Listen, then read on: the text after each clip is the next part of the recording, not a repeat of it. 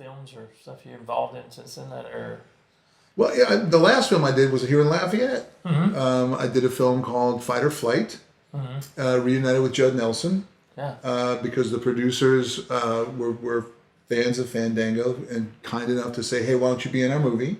Yeah. And so I did that with Judd and C. Thomas Howell, and had the good pleasure of meeting and working with Robert Carradine as well. So some really good folks, and a few things in between. Did a film for Martin Falls down in Homa called Nutriaman, Terror in the Swamp. Oh yeah, I'll check that one it's out. not a joke. Nutriaman. Terror in the Swamp. Well, I know it's funny because there was a group of people in Lafayette who would get together every year to watch it. Come on. Oh yeah, they'd have watch parties, invite me to watch parties at their house. Huh. That's a trip. Stranger than fiction, pal. Yeah. Stranger than fiction. So I knew you grew up around New Orleans. Grew up in Homa. How did you get into the film business? Just lucky, I guess.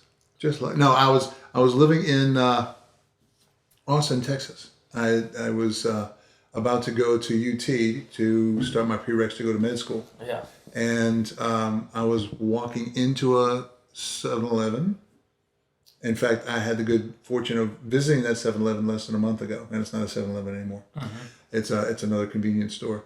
But walking in, and the director of Fandango, Kevin Reynolds, was walking out, and his assistant Mark Ilsley was with him, and it's semi-autobiographical, and so I physically resembled the guy that they were looking to cast, which obviously a very devilishly handsome guy, chiseled good looks.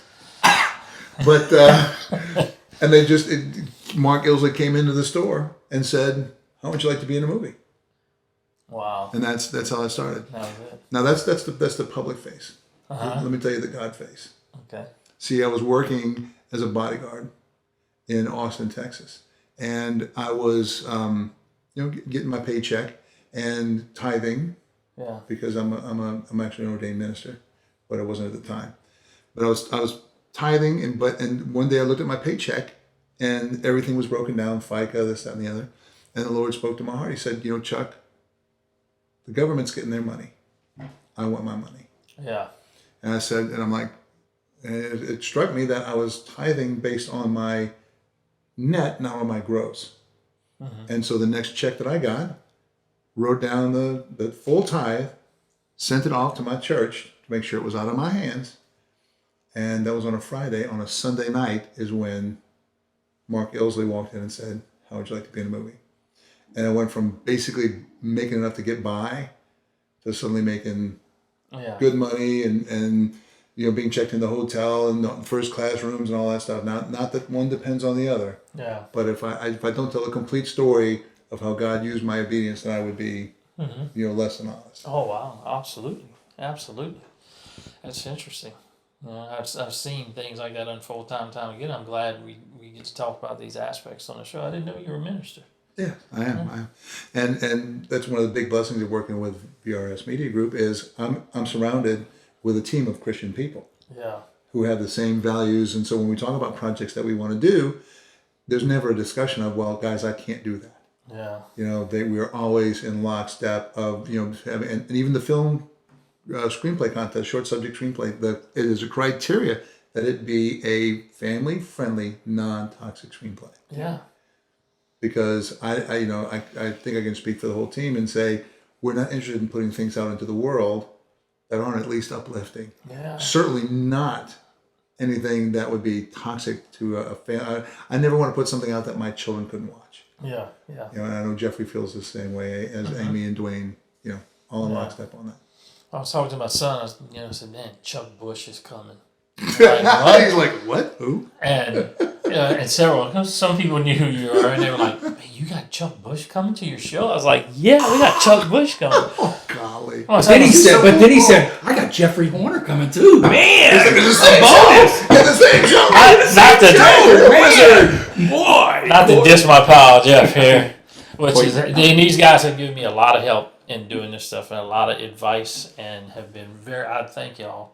I've asked these guys for things, and they've helped without a doubt every time.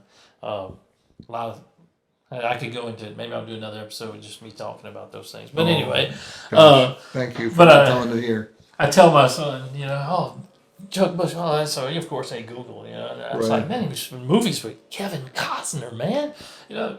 Kevin who? So then I started explaining, so then he goes back. I said, man, go watch Fandango. He was in Fandango, which a movie when I was growing up. So he goes, watch. He goes, the big guy? I said, yeah, the big guy. He goes, he doesn't say anything. And I said, but that's the beauty of it. He doesn't have to. It's the character with him. That's so funny. It's pretty cool. That's so funny. You say Kevin Costner. I got the good fortune to go see Kevin when he was shooting JFK in New Orleans. Yeah. And two great funny stories around that. Number one day he had a house on the North Shore that they rented for him, so he'd come across the causeway into the city every day to work. And one day he called my office. Mm-hmm. And the secretary answers the phone. Is Chuck there? Yeah, who's calling? Kevin Costner. She said, yeah, and I'm the Anna Ross. And he just broke out laughing. She goes, oh my God, it is Kevin Costner. But the other one was we're coming out of the courthouse because he had just given the summation speech in the movie. We're coming out of the courthouse and we're walking to his trailer. And there's probably 30 or 40 ladies with signs, cheering, screaming, ah! And I said, God, man, this has got to be so embarrassing for you. Yeah. He's like, well, yeah. I said, because, you're standing right here and they're screaming for me. I don't know what to tell you, buddy. I'm sorry. They're just ignoring you, Yeah, Kevin. no, right? It's terrible. It's terrible. How did you two guys meet? Oh, we've been knowing Chuck and I have been knowing each other for over probably 20 plus years. We actually met at a Bible study. Yep. It was at Healing Place Church. That's right. Yeah, and so when I like Pastor Mike over there. Yeah, Mike's a good guy. I'll be with him next Friday. Yeah, I like him. Yeah, he's all right. He's too serious. He's somber. Yeah. We love you, Mike. He's not as good looking as you guys. Well, I know. Yeah, that's the filter you have on the camera. Yeah, that's right. That's what it is. Right. So yeah, that's how we met, and I think Chuck was leading one, I was leading one, and then we just kind of got together and we got to know each other, and then we were in the same industry. Mm-hmm. He was more into film, I was more into production. We were both post-production house, and we just got to know each other, and we had kind of kindred spirits. Kind of, I saw his character. Yeah. What's Dorman. You saw my character, Dorman. Yeah, Dorman. Yeah, I saw his character. He was gentle, quiet spirit. So gentle, quiet spirit giant. Okay, so that's what. So I couldn't let you be too serious too long. No, that's just no. Mm-hmm. So when we decided to do what we were going to do, Chuck was the first one that I approached and talked about and talked to, and then Amy, my wife, which is the CEO of our company, I said, Chuck. He said, yeah, I know Chuck. I said, okay, well, this is what we want to do. Mm-hmm. So that's kind of how we got together.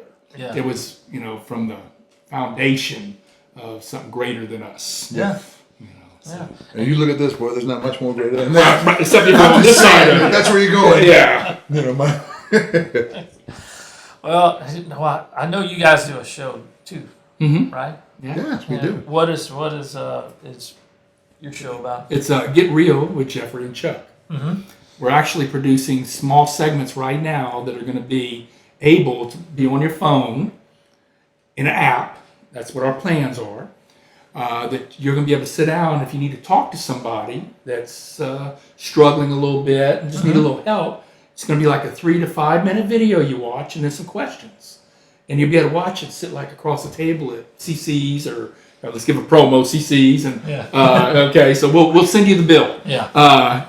So that's going to be something that's getting real. Chuck and I, when we talk,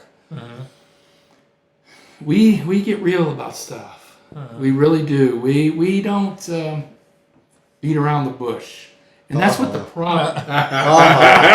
Sometimes we do beat around the bush. This is the kind of stuff that you see on our show too. Just like this, like you're hearing with Hoyt here. Rolling. Rolling. So that's what we way that came is Chuck and I would meet before and just visit once a week, sometimes more than that, but for sure we'd meet once a week. Just like just saying, okay, holding each other accountable in our lives, because we want to keep our character up here, and just like we talked about before the show started, to keep things up here. Yeah. And with both of us being up here trying to do the right stuff, we would talk and get real. So I was talking with Chuck, and I said, Chuck, we need to film this. We're film guys, We need to be filming this and get it out there for the ones that are struggling, that just don't know what to do, and just what we're talking about. So that's why it's called Get Real, because we were just getting real and we just filmed it. Yeah. And we've got 20 done, full half hour, and we've broken up those into 5 different ones. So, I let you know how many we've got in ready to go. We just gotta figure out, and it'll be the timing to get it out. Well, we've been developing them up to now, and so now's the time to start putting them out there. But the real basis of it was, Jeffrey and I, besides having a friendship, and besides having a work life in common, he is an answer to prayer for me, because I prayed, Lord, send me somebody that I can talk to, send me someone who understands, what life is like having a video company, and so who better than Jeffrey, who's a Christian who has a video company. Yeah. Made it really like an answer to prayer. And so as we're talking, he said, Chuck, this is some good stuff, because men don't talk. Yeah, you're right. Men don't talk. It's like, strong silent type. I just keep it. I'll tough it out inside, stay in the box. and they'll go they'll go into the back of a coffin before they reach out for help. Yeah. And so what we thought we would do, Jeffrey said, why don't we just talk about stuff so that the guys don't have to. They can just listen to what we're saying and maybe start a conversation among themselves. What it does is it validates them. Yeah. What it does is they know they feel that. They know they think that. It's like, but does everybody think like that? Yeah. We're just trying to validate that, yes, us guys do feel like this. And it's not, saying, okay, well, I'm going to talk about my feelings. It's not like that at all. Yeah. Not like that at all, guys. This is guys talking. This is guys talking. Trust me, I would take his man card if he said That's right. That's right. That's right. Feelings, how I feel. No, we don't do that. So it is a hope that it will touch some men to be able to say, yeah, I am dealing with some stuff with my wife. Yeah. And or my girlfriend. And we don't hold back. No, it is gut level real. Like no facade. It's down in dirt. Years back, I had put on a Manly Man conference here in Lafayette, and we brought in Mark Gunger. Okay. And Mark brought a few guys with him, and it was really, it was a very stressful time for me putting it all together. I didn't have a lot of help, except for, oddly enough, trying to involve guys. I had some ladies at Westminster Christian Academy that helped me. Shout out to the ladies. Yep. But when we pulled it off, and one of the compliments I got in emails after, guys were like, man, you're going to do this again. You're going to do this again. And I am planning on doing one. Cool. But that was the resounding thing I heard was, man, it was cool to get together with a bunch of guys. And I did it at Westminster Christian Academy at a neutral site, because you know how church-going things can go. If guys left this church and these people left this church, if you did it at a particular church, which I had several churches offer to hold the event, but I wanted it to be a neutral site where everybody felt comfortable. Sure. And there were guys that gathered there that hadn't seen each other in years because they had went through church splits.